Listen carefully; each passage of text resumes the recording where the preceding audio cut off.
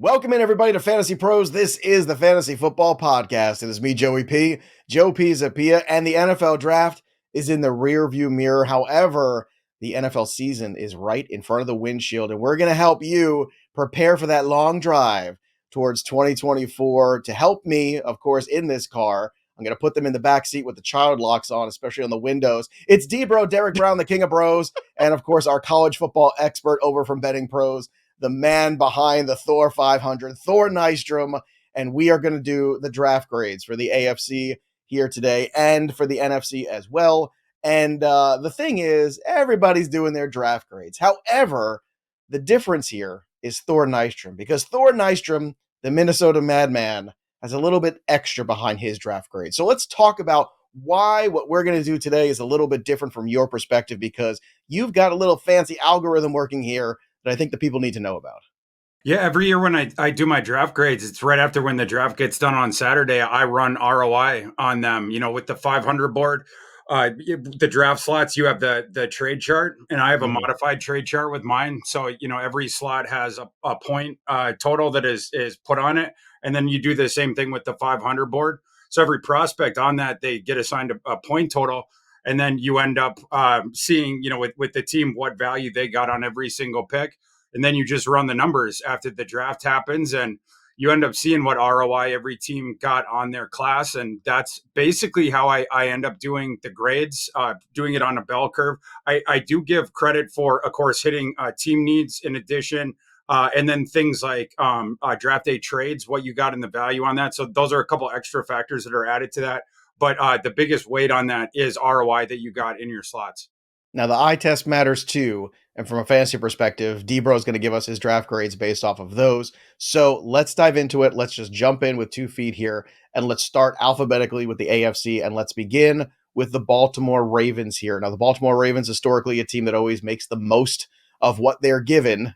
Usually they're picking late in most rounds. But they went and addressed the need at corner.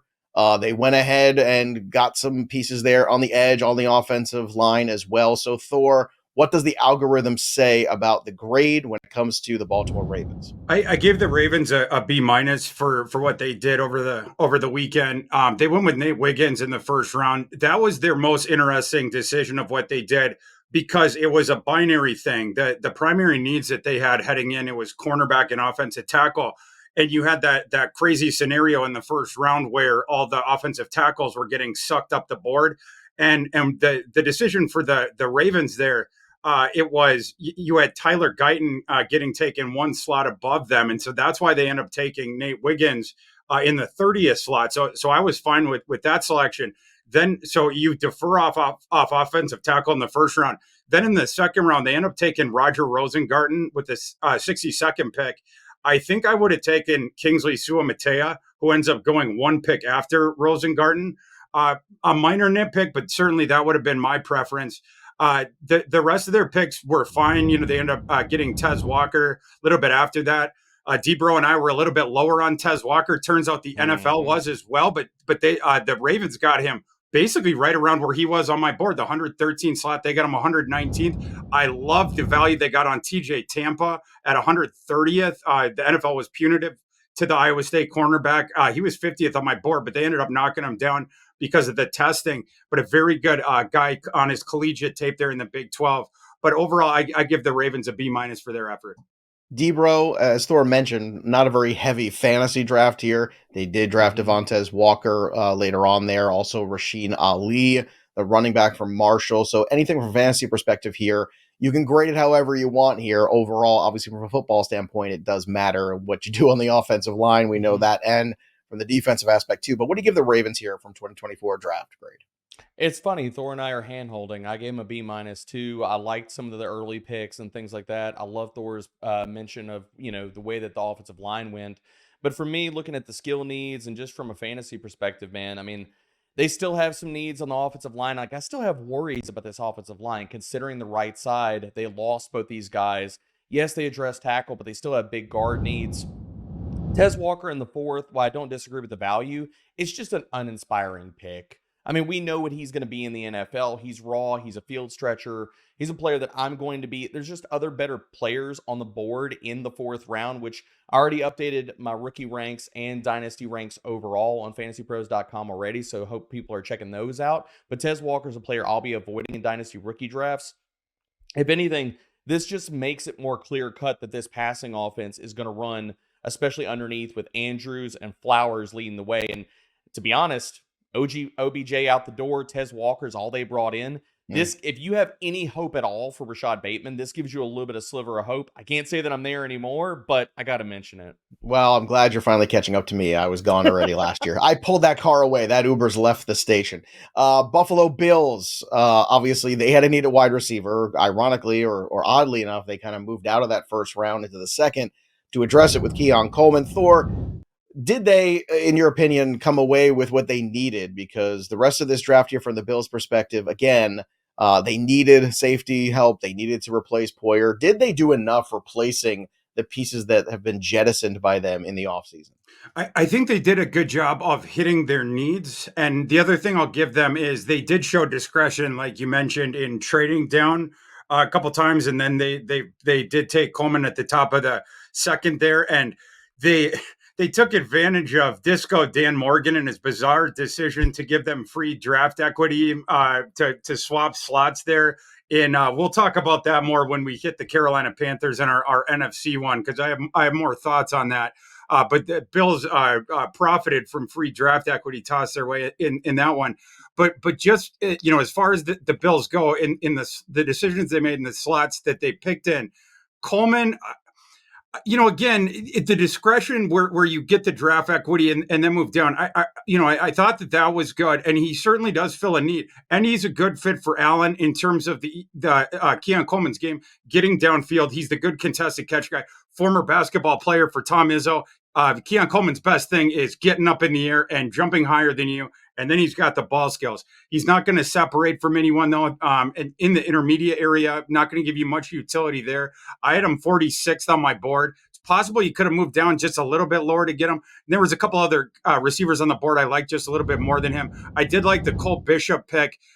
It was their selections later on where, by and large, I disagreed with most of them. I did like a couple of them. Javon Solomon, for instance, later on, the Troy edge rusher who is prolific with his sack numbers. Long arms, but undersized outside of that. Very relentless. He's a kid that I like. But some of the other picks, I just was not there with Brandon Beane this year, like I generally am. So that's why I ended up giving the Bills a C minus this year. C minus from Thor. Debro, again, there were some wide receivers on the board that we all discussed that night. And if you missed it, you can go back and watch our live stream and our live reactions to the draft. It's up there on the YouTube channel. But Debro, we were sort of, I think, underwhelmed a little bit. Is that how the grade ended up as well for you? Yeah, I bounced between giving them a C. I did give them a C minus, but I bounced between a C minus and a D plus. I thought their draft was wretched. If you look at now, they did fill needs with wide receiver and safety now, but for me, I'm not a high on Keon Coleman, which I mean it won't surprise anybody if you've been listening to the NFL Draft Show on Fantasy Pros. But Keon Coleman, yes, they filled a need, but I look at this as Buffalo is sending signal that this is going to be not a force all the targets to Keon Coleman. So I think he's going to be criminally overdrafted in dynasty rookie drafts. I've got him as a late 2nd, early 3rd pick in my updated rankings. And really there's nothing. I mean, tell me if this gets you excited, Joe. Over the last 2 years, Keon Coleman, yards per route run, he is ranked 175th and 107th. PFF receiving grade, 148th and 79th. There's not a lot to get really excited outside of people to talk about the testing or highlight reel stuff. So Keon Coleman, I'm not in on it, man. I thought they could have gone another direction, selected a different and a better wide receiver where they went. And if you keep moving down the board, I think this just makes Dalton Kincaid that much more of a smash this year. I think he's going to lead the Buffalo Bills in targets. And if you look after week 6 last season, amongst 62 qualifying tight ends, 8th in target share, 10th in targets per route run, 12th in yards per route run. He's going to absolutely crush this season. And the 4th round selection of Ray Davis, while I do not hate Ray Davis as a player, and I've already seen a lot of takes out on social media about, Ray Davis had receiving touchdowns in college, and Ray Davis is coming for the pass game work of James Cook and stuff. Do you realize that James Cook, like one of his best skill sets coming out of college and what we've seen in the NFL, is as a receiver? So people are getting out over their skis with all this rookie FOMO. And they're, 2 weeks ago it was like, I hate this rookie running back class. And now they're like, oh, 4th round Ray Davis. He's coming for the job of James Cook. I'm not there. Haven't been there. Not going to be there. James Cook last year, after week 10, was 10th in targets per route run, 4th in receiving yards per game, and 2nd in yards per route run amongst all running backs. So I'm not that worried about Ray Davis, especially as much as the consensus, but definitely not in love with the Buffalo Bills draft. All right, championships are built on the lines, typically speaking, and the Cincinnati Bengals started their draft that way. They took an offensive tackle, then a defensive tackle, Kris Jenkins there. Then they did address, again, the elephant in the room, which is what's going on with T. Higgins, so we're going to draft another wide receiver.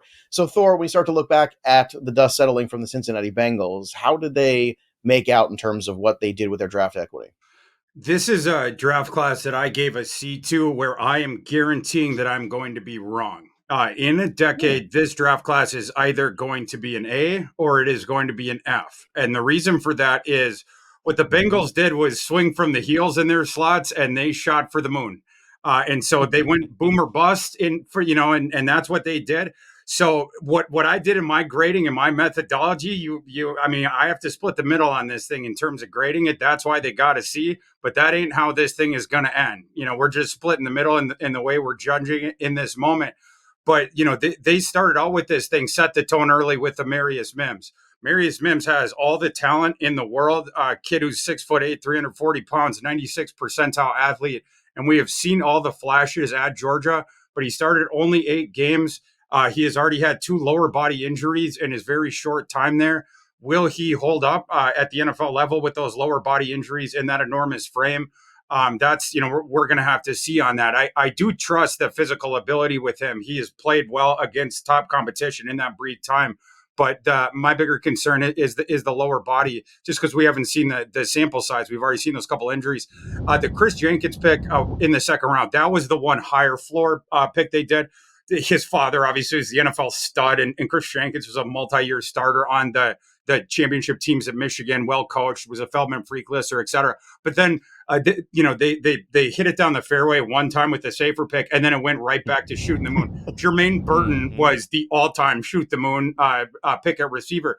Debro and I, and especially Debro, just absolutely adore the film on Jermaine Burton, but big time character concerns with Jermaine Burton. I had heard that multiple teams had taken him off their draft board, talked about the character concerns, all process. It just is what it is. I talked about how he had taken a swipe when there was a crowd storming during the Tennessee game when he was in college, different stuff like that. So I was kind of surprised he ended up going in the 3rd round based on some of that stuff. Obviously, Cincinnati likes the tape, and of course, you like the tape, but he has to stay focused on the field for that to play up. The one that I loved of their shoot the moon ethos was the early 4th round pick of Erick All, who has speaking of all the ability in the world, in this poor tight end class after Brock Bowers, there were so few quality receivers. Erick All easily has the second best. He's the second best receiving tight end in this class, bar none. Mm-hmm. But will his body hold up in the NFL? He a couple years ago, the back injury where he left Michigan and then last year he does come back when he transfers to Iowa, immediately plays. Beginning of the season, he was playing awesome. Then he tears his ACL, ends up declaring for the draft. Some people thought he was ranked lower on boards throughout the industry. Debro and I were very, very bullish. Turns out the Bengals were too. I love that shoot the moon call. He is exactly what the doctor ordered for Joe Burrow and the guy that we have been calling out for the Bengals to draft. If Erick All ends up staying healthy in the NFL, he will be an abject steal. But overall for this Bengals class, end up giving him a C for those reasons. So as a little Ricky Bobby, you're the first or last here with this one. So yep. Debro, I know there's some names there that you really like, though, the later ones. So would you end up giving the Bengals here in a grade? Because they picked 2 of the guys off of my guys list for this class, I gave him a B+, and I was almost near an A. And okay, I'm with the swing from the heels. I'm absolutely in line with everything Thor said. And to add on top of here with Jermaine Burton, he entered the process, and I get the off-field stuff, but the tape and the analytics back it up. He entered the process as my wide receiver 10. After the post-draft, he's my wide receiver 9. Maybe they still move on from T. Higgins. Even if they don't, I think he starts in 3 wide receiver sets from day 1. And he's a stud, man. 90th percentile versus single coverage last year. And again, hammering on what Thor already mentioned about Erick All, we have waxed poetic about him on the NFL draft show. And I'll add this to it. I love, and we'll talk about the Ben Sinnott later. If Erick All would have stayed healthy the entire year, he would have been the clear tight end 2 of this draft class. He was entering the draft, my tight end 3. He exits my tight end 3. I will draft Erick All and trade into Dynasty rookie drafts to get him every single place that I can, because he needs to be on all the rosters in Dynasty. As a player over the last 2 years, when he's garnered at least 20 targets in college, 10th in yards per route run, 30 yards per route run. Before he left last season due to injury, he was 7th amongst all FBS tight ends in receiving yards, 11th in missed tackles forced. He finished the year, Joey, still leading the nation amongst all tight ends in FBS with at least 10 man coverage targets. In yards per route run, we talked about that metric last year with Sammy Ballgame and why people need to be high on him. They need to do the same thing with Erick All. You can bypass. Don't reach for Brock Bowers in Dynasty rookie drafts.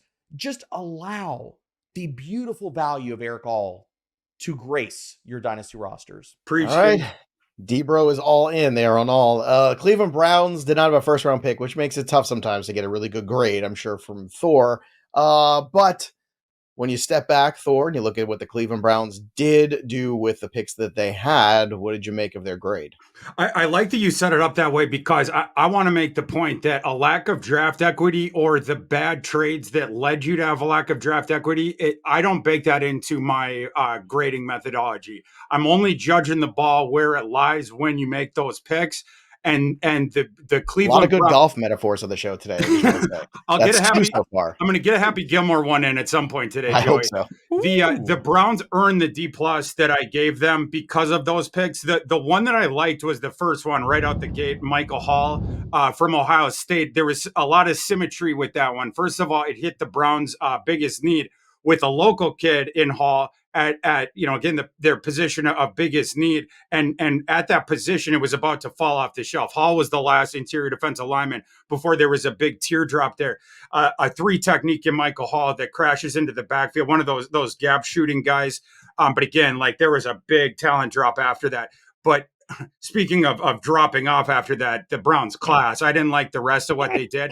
We all assumed that Zach Zinter, there was going to be last year, Andrew Voorhees from USC dropped into the 7th round because he was injured. He was a great college guard, and then he was injured coming into the process. We all assumed that something similar was going to happen with Zach Zinter. Instead, it seemed like the Browns overdrafted Zach Zinter from where he would have been if he was healthy. Jamari Thrash, I thought they overdrafted him. The only other pick that I liked of theirs, I do like Bookie Watson, the Mississippi State linebacker that the Browns took. I just love his game.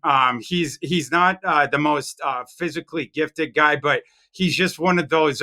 He's like a William Wallace, like go down on the sword kind of a guy. He's just fun to watch. But the other picks at the end there, I didn't love those ones either. So I just thought a series of reaches on the rest of the picks. So I had to give them a D+. D-Bro, what was your grade of the Cleveland Browns? F. Absolute F.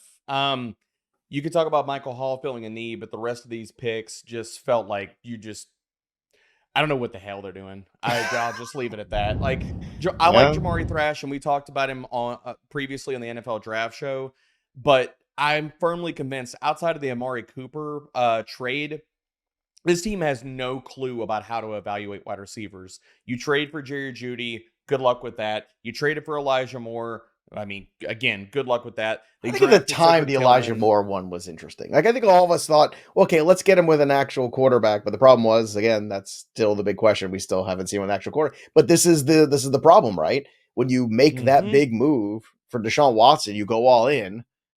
If it doesn't work, it's really hard to recoup. It's a rudderless ship, Joey. Rudderless ship. They're dead in the water.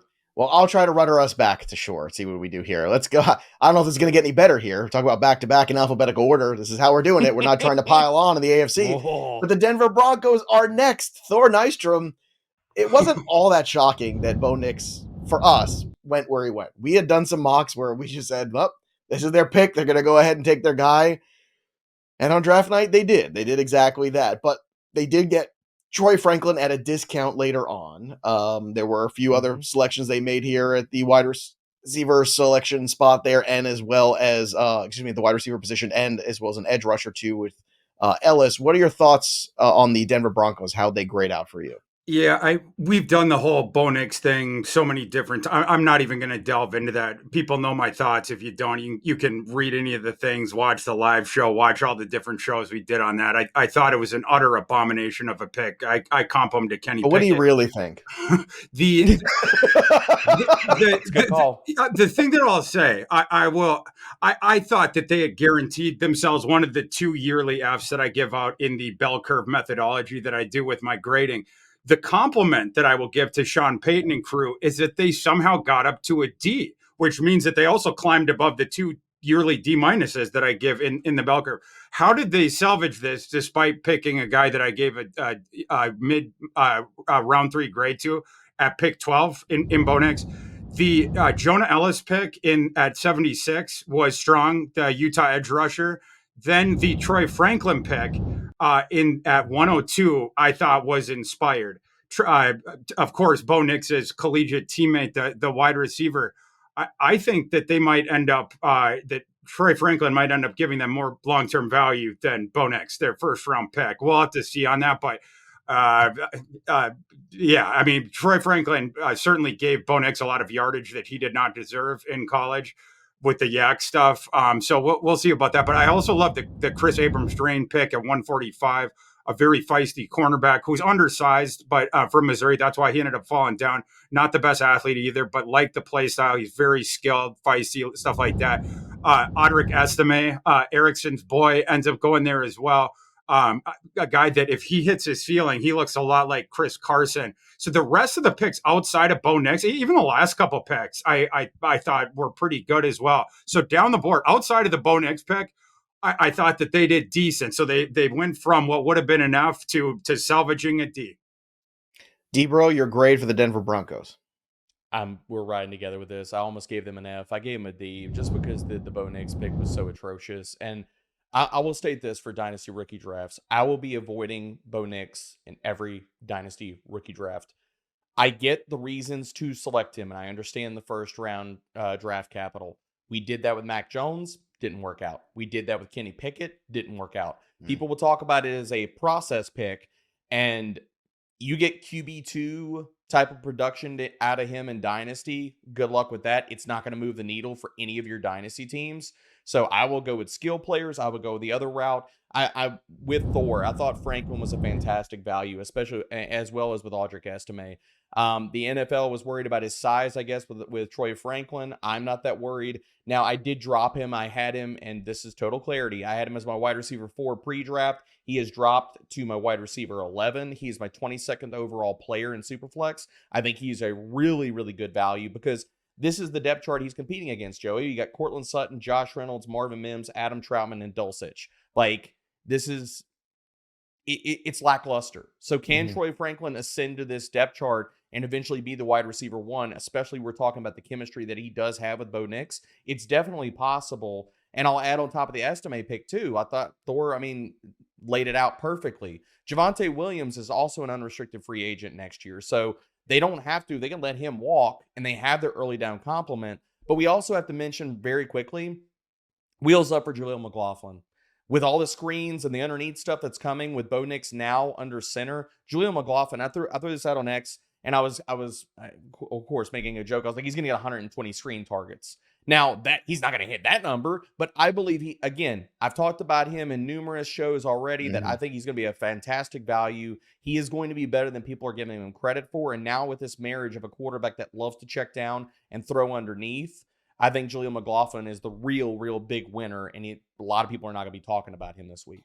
The Houston Texans had a great draft last year. They got their franchise QB. They got the leader of their defense. But Thor, it seems like a different set of circumstances for 2024 for the Texans for you.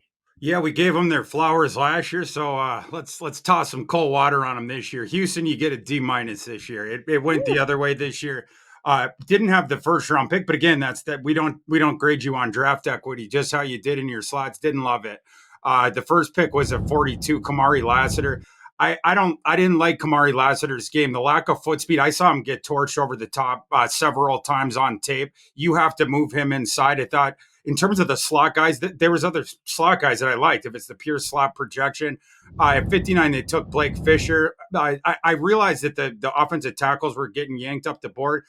Maybe you should have prioritized that at the 42 pick instead of yanking up Kamari Lassiter. There was just some three-dimensional chess decisions like that where I thought Houston was getting caught behind it. And it's like, man, if you guys had all Thursday where you didn't have to do anything, maybe you should have thought some of these things through when you were watching on TV, the environment that you were in. Just seems like they were a step behind, and some of these decisions, I was scratching my head. Great process last year. This one wasn't so good. Debro, are you in the same spot here with Thor, where it's kind of a disappointing considering how good last year was for the Texans? Yeah, I mean, I gave them a D. I almost went with an F. The few fantasy guys that they did draft, I mean, as far as skill position stuff, like Cade Stover, he's buried in my ranks. He's my tight end 7 for rookies. Dalton Schultz is going to be the starter for the next 2 years. That pick was head scratching, especially when you just gave the new contract to Dalton Schultz and you already had Brevin Jordan on the team. And Jawhar Jordan going in the 6th round, he's going to help the team, but I don't care about him in as far as dynasty goes because he's going to help the team as a kick returner. So I'm avoiding him. He's not even on my board or taxi squad grouping. All right, let's move on next to the Indianapolis Colts. That's a team that I am very excited about in 2024 with Anthony Richardson hopefully coming back healthy and some of the pieces they have in place there. They started with edge, then they went wide receiver, which again, I'm sure that's going to be one we talk about with Mitchell as a guy that was not as high on these guys' boards as some other people's boards. But Thor, what'd you make of the Colts draft here when you step back from it? I didn't have any real problems with this one, but for me, this was like a kind of a hit it down the fairway kind of a draft. I really liked the first pick in Latu from UCLA. They stopped the record of the run at the beginning with the 14 straight offensive players. So congratulations to anyone that was holding a Latu first defender off the board ticket. You obviously have cashed that ticket by now. And I like that decision by the Colts. Latu was the best pass rusher in this class. Not sure that it was close. The Colts medical team obviously felt comfortable with his medicals. You know, a couple years before that at Washington, he had medically retired. Everyone out there knows everything about that, so we won't get into that. But the last 2 years at UCLA, when he came back, that guy was a devastating pass rusher. He has all the athleticism you want, 6'5", 260 pounds in a 94th percentile athleticism package. And then the ridiculous pass rushing moves. You know, I called them a jukebox with, he not only has all the pass rushing moves, the deep grab bag of the reservoir of pass rushing moves, but he just cycles through them so fast. So it's like he's such a frustrating pest of a guy to go against for the offensive tackles because they'll shut one down and then he just cycles through them. Go, you know, and you have to shut one down, shut one down, shut one down. He just keeps going. Just relentless and an infectious energy guy that, you know, we were hearing him down in Mobile. He was encouraging to all of his teammates. You would hear him from the stands. You know, when someone had a energetic play, a hustle play, run into the sidelines, it was always Latu, encouraging them and yelling and stuff like that. So I just love that pick. Adonai Mitchell falls the middle of the 2nd round. The Colts ended up taking him. Debro and I were not fans of Adonai Mitchell, but getting him where the Colts got him, zero problem with that. And he fills the exact role that Debro and I were advocating that the Colts plug, which is wide receiver 2, pop the top, force the defense to have the second safety over the top, helping out on that side because of the Anthony Richardson thing, and then the spacing thing, right? And now you can't have the spy and everything like that. That will help the spacing. Now with the box as well, you thin that thing out. I thought it was a decent draft. That the day 2 was kind of meh for me in the ROI. Like I said, just sort of hitting it down the middle, but decent draft. I give it a C-. All right, Debro, do you have a little bit tougher of a time getting out of this Colts draft? Yeah, I felt like there was some definite, not reaches, but some head scratching picks. Like again, I'm not a fan of AD Mitchell's game. I do understand the fit that he has for the Colts, and that's where it's going to come down. Like he's just going to be running clear outs. So I was told he was a lock to go in the round 1. I was told that he was an X receiver. I was told all these fantastic things the entire process by people about that loved AD Mitchell. Haven't been there, not there. I think that he went about, I don't disagree with the value. I just disagree that I feel like, considering the role that he will play, there were better wide receivers still on the board. So AD Mitchell, look, late second, early third round pick as far as dynasty rookie drafts. If you want a guy that's going to give you streaky MBS type of production, then AD Mitchell's your guy. But yeah, I give the Colts a little bit tougher grade. I gave him a D. Now, the Jacksonville Jaguars traded back. They end up getting Brian Thomas Jr. from LSU. They went defensive tackle, then corner in the first few picks. Thor, what'd you think of the Jaguars draft? The trading down at the beginning, that was what I liked that they did. You know, obviously they had targeted Brian Thomas and they were able to get good value on the trade down. Then you end up taking Thomas at a more acceptable price point. I had Brian Thomas number 26 on my board. They end up taking him 23rd. I'm not going to quibble too hard about that. I comp Brian Thomas to Christian Watson. I think that he'll do just fine in Jacksonville. The rest of the class I thought was okay. They slightly reached, in my opinion, on Maason Smith. Maason Smith is a total boomer bust proposition. He has all the tools you want: 6'5", 306, 85th percentile athlete. He has that physical tool set. He sort of reminds me of Javon Kinlaw when Javon Kinlaw was coming out of South Carolina. But it's just the total tool set that he was like this top 25 recruit coming out of high school that did not ever flower out at LSU. So will Jacksonville be able to figure that out? We'll see. But speaking of shooting the moon, that was what was happening with that pick. The rest of this class, I didn't know really what they were doing beyond that. I disagreed with a lot of the rest of their picks. That's why I ended up giving Jacksonville a D+ for their efforts. All right, D-Bro, what'd you make of the Jags? I gave him a C-. I mean, I wavered back and forth, C- or a D. The guy that I really want to highlight here is Brian Thomas Jr. I mean, considering where they got him, I don't disagree. Again, a player that I think, much like AD Mitchell, his game is a little more limited. He's going to stretch the field. I just felt like it was duplicity with them already signing Gabe Davis. And people could hate that, but if Brian Thomas I agree. Jr. The same thing I thought too. Yeah, I mean, like with Brian Thomas Jr., I think a lot's getting lost in the sauce as far as all the LSU and the Jaden Daniels stuff. If we want to talk about, okay, did Brian Thomas Jr. and those receivers make Jaden Daniels, or was it the other way around? I think emphatically in the case of Brian Thomas Jr., it was definitely the other way around, with Jaden Daniels making his grade. Now, he tested great, but none of these numbers jump off the page. 92nd and 290th in PFF receiving grade of the last 2 years. The guy that I think that the fallout of this is, I'm going to draft a ton of Christian Kirk this year. You're going to have Brian Thomas Jr. and Gabe Davis stretching the field. Tons of room underneath is going to be available for Christian Kirk and Evan Ingram. Christian Kirk last year, weeks 2 through 12, was the wide receiver 19 in fantasy points per game. He will not be valued like that with everybody, gravitating probably to the shiny new toy and Brian Thomas Jr. I'm all in on Kirk.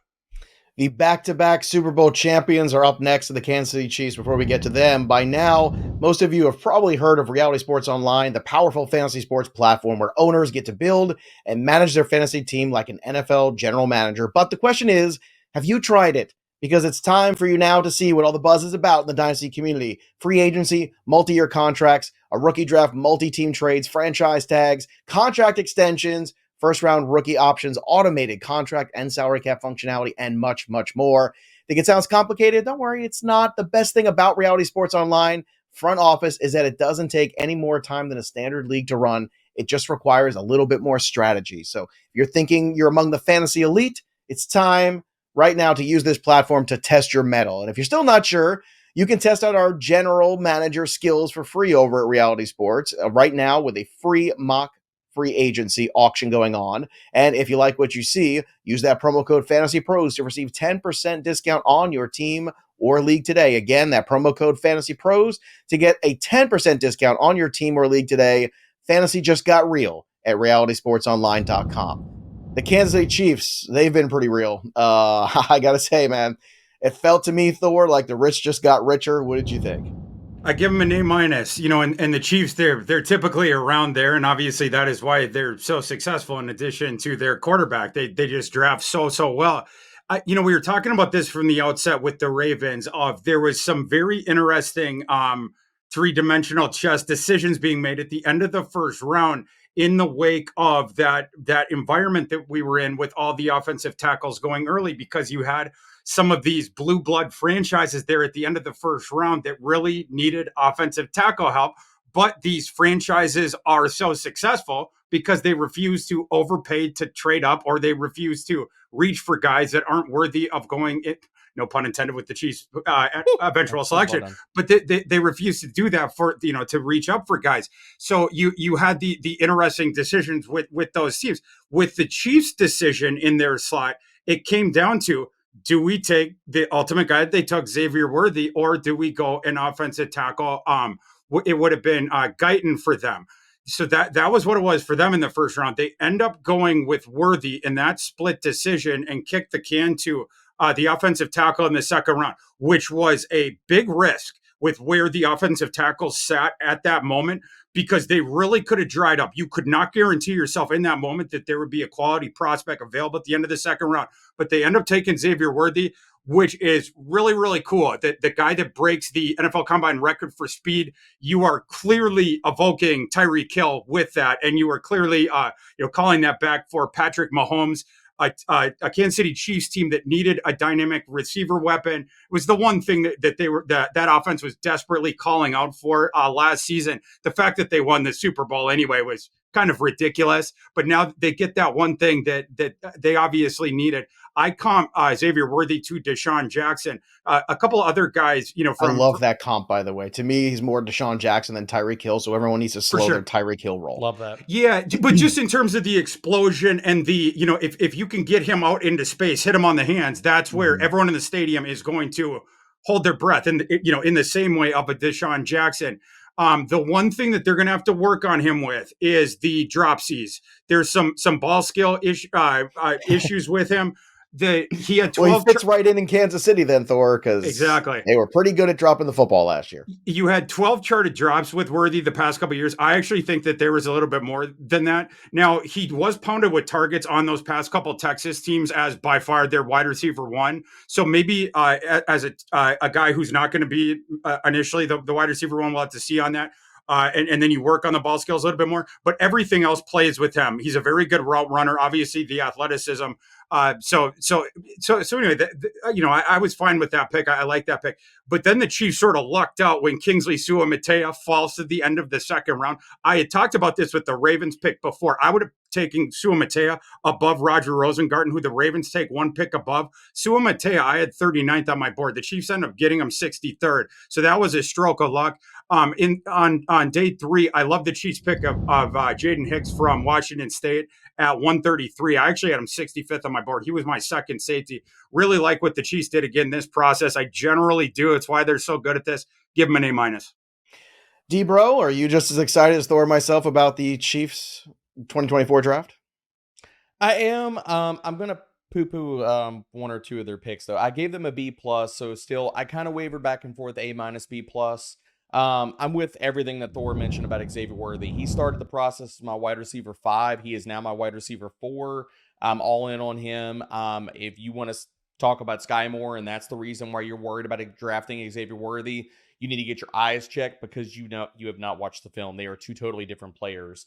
But moving down the board, man, the big winner, I think, out of all of this is going to be Isaiah Pacheco. They did not draft a running back, did not address the position. Jerick McKinnon gone. We got a 4-game sample last year of Isaiah Pacheco being the workhorse, playing over 70% of the snaps in 3 of those games, where he averaged 20.2 touches, almost 101 total yards per game. He's going to be the guy, the do-it-all guy in that backfield. I'm probably going to have him ranked as an RB1. But the reason that I also bumped him down the board just a little bit, are we going to do all this crap again with that people did with Noah Gray, with Jared Wiley? I've already seen some of it on social media. I'm sorry, I'm not there. I haven't been there. I had him ranked lower. I know Thor was not in on Wiley as well. Going in the 4th round, there were other guys like Erick All you could have drafted, moved around the board to get. Going with Jared Wiley, I just feel like we're going to do this all over again, and people are going to talk about, just like they did with Noah Gray, and puff him up. I'm sorry, Jared Wiley is not that guy. And if you want to look at the analytics, 31st and 8th in PFF receiving grade. So, okay, you like the grade. 5 missed tackles forced in his entire collegiate career. He is a catch and fall tight end. I will be avoiding him in dynasty rookie drafts. All right, let's move on to Vegas and see how they fared here. They took the best player available to them with Brock Bowers. A lot of people thought maybe they would do something else or trade out. They did not. They stayed there. Jackson Powers-Johnson, the center. So Glaze, I know a player that there's a lot of love for in this room. So Thor, the Raiders, would you grade him? Brock Bowers, the opposite of a catch and fall tight end. I love that pick. And I know that there's concern that the offensive coordinator they have and the brass there that they're going to have a hard time figuring out how to work Bowers in. I think that Brock Bowers is idiot proof. I think that no matter what coaching staff, it's not that they'll figure out how to use him. It's of course he's going to get onto the field, and then the quarterback's going to get him the ball, and then Brock Bowers advances it. It just is what it is. When he went to Georgia as a true freshman, they had this nasty receiving core full of NFL guys that are in the NFL now. James Cook was the running back. They had another NFL tight end on that roster. He led that. He became the wide receiver one on that team that won the national championship. They also and was a first team All-American. He was the same the next year on both accounts. So and on a national championship team again. He's not going to be the wide receiver one on this Raider team, but I think that Mr. Adams is going to greatly appreciate his presence on this team because that will help out Mr. Adams' spacing. And the quarterback, Minshew, a guy who throws it short and intermediate, is going to love the yards that are manufactured by Bowers. Bowers, you can line him up anywhere and then just shuttle him the ball. And then again, he manufactures it, breaks tackles, and all that sort of stuff. The Raiders are going to love him, and the value was good there too. He got pushed down a little bit because of some of these ridiculous quarterback decisions, above there. But he was number 9 on my board. They got him 13. That was great. Also, speaking of great value, Jackson Powers-Johnson going 44 in particular in this environment where all these offensive linemen have gone above him, mostly at the tackles. Jackson Powers-Johnson, center dash guard, but him getting pushed down there, fabulous value for the Raiders. He was number 31 on my board, so I love that. You mentioned that Delmar Glaze. He was my pet offensive tackle sleeper. I think other guys people in the industry were sleeping on him because they just automatically assumed that he would just be a guard. I think you get 3 position versatility with him with the guard and the right tackle. The Raiders obviously really, really liked him. I'm a fan of his game as well. And then down the board, like you look at each one of the guys they got, I was bullish on almost every single one of the dudes that they ended up popping. Dylan Lobby, very, very late, is a tremendous receiving back coming up from the FCS. I was banging the table for Trey Taylor, a late safety they got from Air Force, won the defensive back of the year award last year in the FBS. And tested very well as well. They got an interesting safety from Pittsburgh late. I was a big fan of this Raiders draft. I ended up giving it a B+. Debro, are you as big of a fan as Thor with the Raiders did? I gave them an A. I had to give them an A. I think that there are a lot of teams we're going to talk about that smashed the draft. I thought the Raiders just crushed it at every part. Taking Brock Bowers as well as addressing, because they had big needs on the offensive line. And I think all of that's really going to help, especially the quarterbacks that they have. They need time in the pocket. And I think all they did was make their life easier. And the guy that I want to highlight in all of this is Zamir White. Everybody talked about him, and then people were sleeping like, oh, well, Zamir is going to, I don't hate the Dylan Lobby pick. He's going to help them out on passing downs. But Zamir is going to be one of the engines of this offense. And we saw that last year for Antonio Pierce. Weeks 15 through 18, he averaged 23.3 touches per game, 114 total yards. He was the RB12, Joey, in fantasy points per game. I'm going to have him not ranked aggressively, but he will be a top 15 running back. If people hate that, I'm sorry. Go to the numbers, look at the volume he's going to get, as well as when he was the starter, 13th in explosive run rate. He's going to get all the work, man. He might cede a little bit of the routes to Dylan Lobby this year, but the goal line touches, the early down work, he's going to get volume, and we know volume is king in fantasy. Another team that I thought had a great draft, Los Angeles Chargers. They start off with the tackle, as we said they were going to with Joe Alt. They landed McConkey at wide receiver, Junior Colson, the linebacker. You bring in your guy if you're Harbaugh. I mean, Thor, this felt like an A to me, but what did you give him? Absolutely crushed it. I gave him an A minus. Mentioned Joe Alt. There was thought that they could take J.C. Latham, but they ended up doing the right thing with Joe Alt, the best tackle in this class, and stayed with what we thought that they were going to do. Harbaugh wanting to build up the offensive line from the very first pick of him taking over this franchise. Then with the second one, Ladd McConkey, what a smash pick there at the top of the second round. We knew heading in that their receiving core stunk. And it was like, yeah, I know their receiving core stinks, but the Vegas board, they had the receiver as the favorite within that fifth slot. And it's like, I know Jim Harbaugh. I'm pretty sure he's not going to take a receiver with the first pick. It made all kinds of sense at the top of the second. And Ladd McConkey in particular, a guy who gets open at utter will. Justin Herbert is going to love working with that guy. And in the offense that Harbaugh runs, as you guys know, it's run on the early downs. You get closer to the sticks.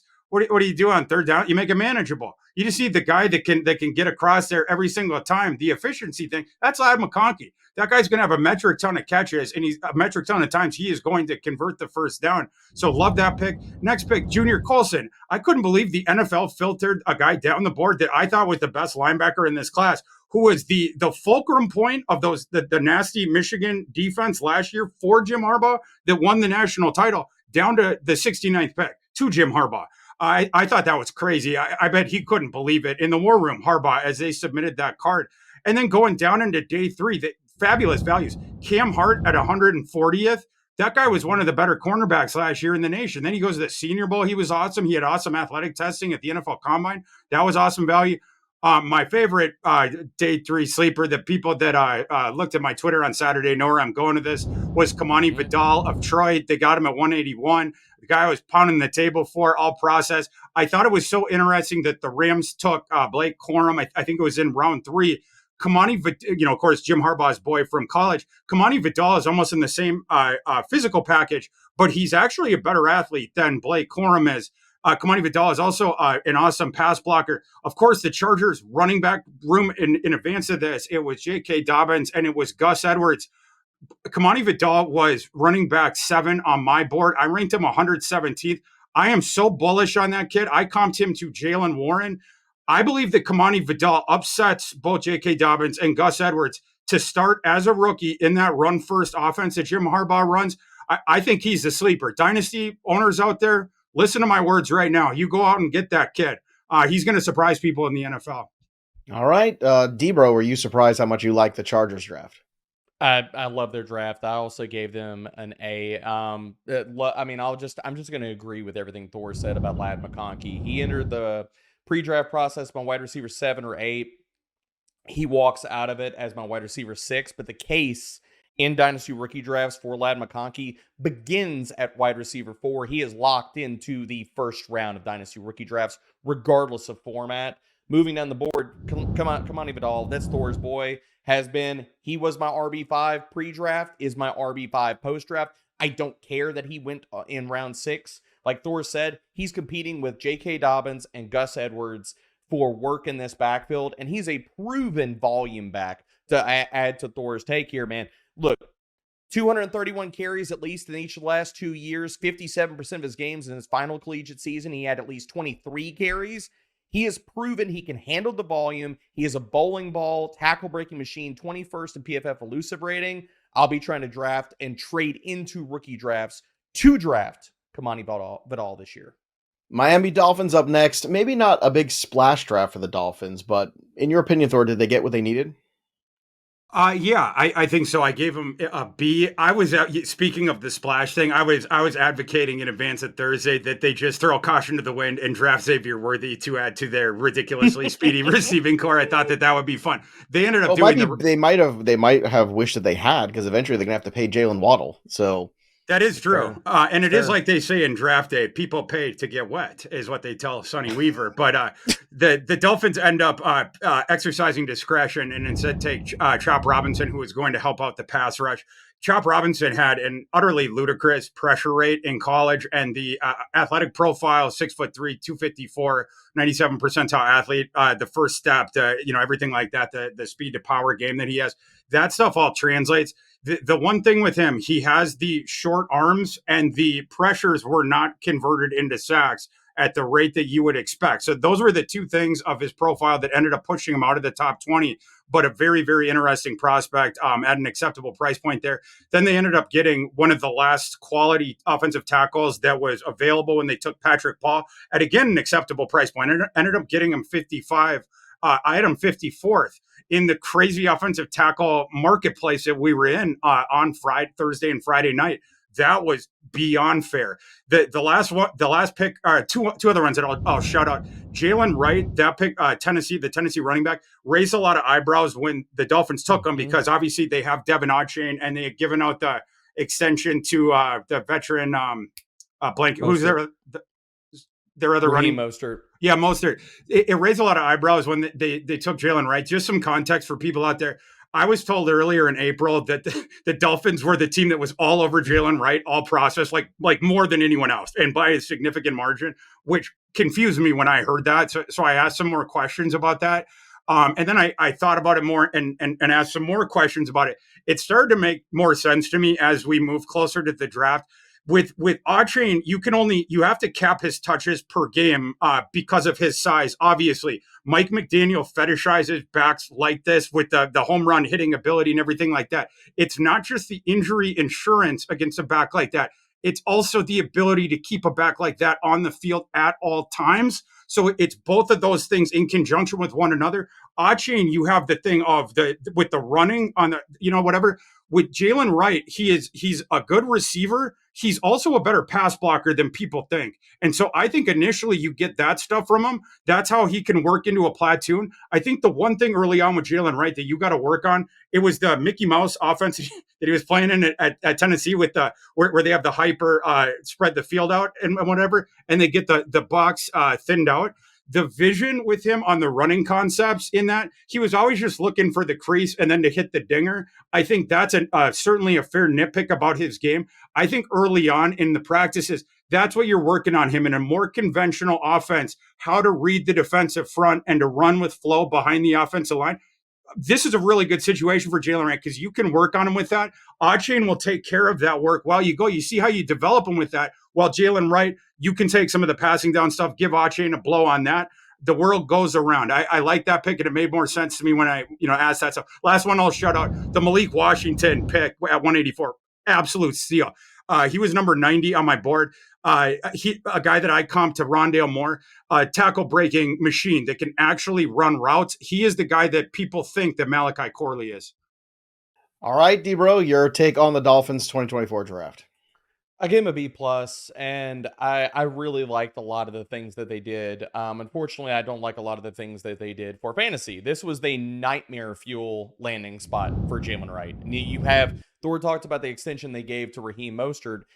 He's probably going to be splitting work with Devon Achane this year. And Jaylen Wright's going to sadly be on the outside looking in, assuming that they stay healthy. But I do love the picks. It's a big assumption, in all fairness. It's not like they've had a great track record of doing that. Those two guys. I mean, Mostert surprisingly so last year, but not throughout his career. No, and that's fair. So I think if you're going to take the home run swing in dynasty rookie drafts, then you draft Jaylen Wright because the talent is there, the situation is there. It's just how much volume he's going to get and when is he going to get a chance to show what he can do? Because if Mostert stays healthy, that might be 2025. Hell, he's got a 2-year contract. That might be 2026. We don't know. So if you're willing to embrace the risk, I totally understand it because he was my RB2 entering this draft process. And I'll double down on what Thor just said about Malik Washington. I thought he should have gone in the 3rd or 4th round. The fact that they got him in round 6 is not great in the sense of that type of draft capital tied to a rookie. Does he get any opportunities? When are those opportunities come? Because the draft capital is not going to afford him those opportunities. But like you talked about, Joey, if they got to pay Jalen Waddle eventually, does he walk out the door? And then we're getting one of Malik Washington, or speaking of another Washington here, Taj Washington. Do either one of these guys get opportunities in this passing attack? Love the Malik Washington value. I don't like it that much for Dynasty, but it's a smash pick for the Dolphins. All right, next up here. Be gentle, boys. The New England Patriots. They got their franchise quarterback with Drake May. After that, it's funny. They lulled me in. They lulled me into a false sense of security that times were changing, and then it looked like Bill Belichick was actually still somehow working this draft. Thor, what did you grade the Patriots? I'll try to be as gentle as I can with this. The Drake May ceiling is where I agree with people. It's just early on there needs to be work there, and I hope that the Patriots exercise patience with him. The other thing that I was hoping for was the supporting cast. The supporting cast thing is the thing that people, when the Drake May supporters, that's the thing that they would always say as I don't want to say excuse, but when they would be advocating for him, the regression in 2023, they'd be like, well, look at his supporting cast. So they're clearly saying that he needs a supporting cast around him to have success in the NFL, or at least initially. That was one thing that you're hoping for. New England, you're hoping that you can bolster that supporting cast. The rest of this draft, I wasn't sure about after that. Other people are higher on Drake May than me. I had him QB4, did have him as a top 10 guy on my board, but I had him number 8. It was the rest of this draft that was the bigger issue for me. I'm not going to argue against Drake May, as the third guy off the board. But like I said, the rest of the draft, the biggest one for me was the Jalen Polk pick. I believe that Jalen McMillan is better for reasons that we talked about on the live stream and talked about, prior to that on other shows. I think that if Jalen McMillan never gets injured, I don't think that Jalen Polk goes before the 4th round. I think he's a 5th rounder or later. Caden Wallace, I didn't get that one. I didn't get Layden Robinson. The one pick that I loved of theirs is Javon Baker, who I believe is a better prospect than Jalen Polk. I believe that Javon Baker, in very quick order, could ascend to the wide receiver 1 role in New England. But yeah, overall, my metrics showed that the Patriots spent the 4th most draft capital in the NFL and came out number 31 in ROI in this class. They absolutely could prove me wrong, because there's some upside guys in this class, particularly Drake May. If he becomes a superstar, this draft class is a smash. It doesn't really matter what happens with the other guys. But yeah, coming out, that's where my numbers were at on it. Well, you seem positive about Baker. I got a text from Scott Bogman over the weekend. Hey, cheer up, buddy. At least they drafted Baker. That's literally what it says, because, that's Baker what friends do. Well, let's see. Let's hope. He's going to need to. Tough grade here. Debro, your thoughts on the Pats draft? Yeah, I gave him an F. There's no getting around it. After the only picks that they made in their entire draft class that I agree with are Drake May and Javon Baker. And if you would have flipped them and said they took Baker in the 2nd and they took Polk in the 4th, I would have given them probably a better grade. It was egregious. And yes, out on social media, people have already dubbed me the Jalen Polk hater, apparently, because I've gotten a lot of comments with that. But tell me if this really gets you worked up, Joey. Your 2nd round wide receiver that they drafted last year, 70th in yards per route run, 75th in PFF receiving grade. The year before that in those metrics, 153rd, 215th. Just, does that really excite you? It's not even a matter of hating Polk, or if you love Polk, you could have gotten him later, to Thor's point. Yes. And Ladd McConkey was sitting right there. And you could have had your cake and eaten it too, and taken whoever else you wanted to. That's the frustration, I think, for Patriots fans. So I don't want to spend too long at the dance here on this one, because it's just going to make me more depressed. So let's talk about the Jets. Let's hammer them instead, because nothing Patriots fans love to do more than hammer on the Jets. Again, they took the offensive tackle here to start. There's an odd amount of love here, or buzz, from the Jet fans on social media about the Corley pick. I'm going to turn things over to you here for the draft grade here, Thor. Yeah, this should be a pick me up for you, Joe. I give the Jets a D- for this. Fashanu, he certainly has bigger fans than me. I understand some of it, but he was number 21 on my board. They pick him 11. What I don't understand is the Jets picking them. They have their outside. I understand, oh, we want one for the future and stuff like that. You have the short-term guys on the outside. But it appears that Fashanu probably heads in, or at least right now is projected as OT3. It's like, guys, aren't you trying to win this year? Isn't this a win now scenario with Aaron Rodgers? And you have ostensibly immediate help in the start, or need in the starting lineup, both at slot receiver and at pass catching tight end, you would think. But then you take Fashanu for the future. I didn't really get that one. Worry about that after Rodgers retires. You had Brock Bowers on the board. Also, you potentially had an opportunity with Roma Dunze coming down there. I would have contacted that bumbling moron Terry Fontenot and seen if you could save him from himself and see, like, hey, Terry, you want to just draft Michael Penix in this slot, and at least you can sell it to the fan base. So you picked up some draft equity, while you did it, and then we can steal Roma Dunze from the Bears. That's what I would have tried to do. I don't know if they engaged in that and they just couldn't save Terry from himself.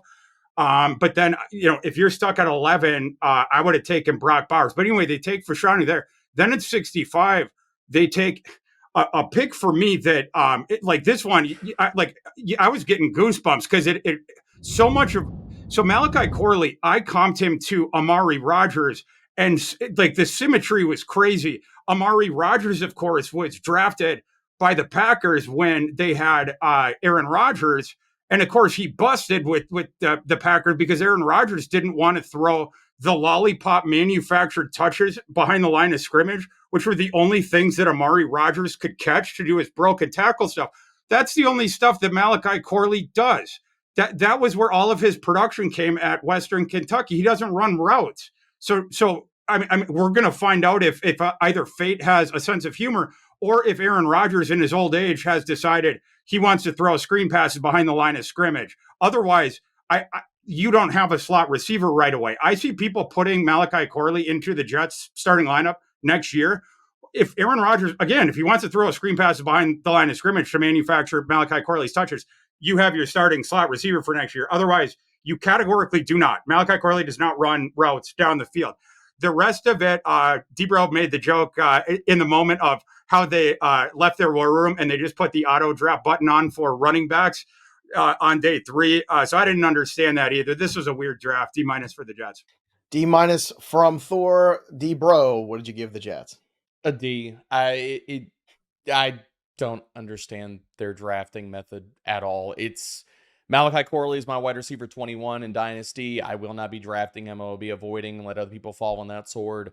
And you have Breece Hall that you drafted. He's coming another year off of the knee injury, so they're going to lean on him this year. And what?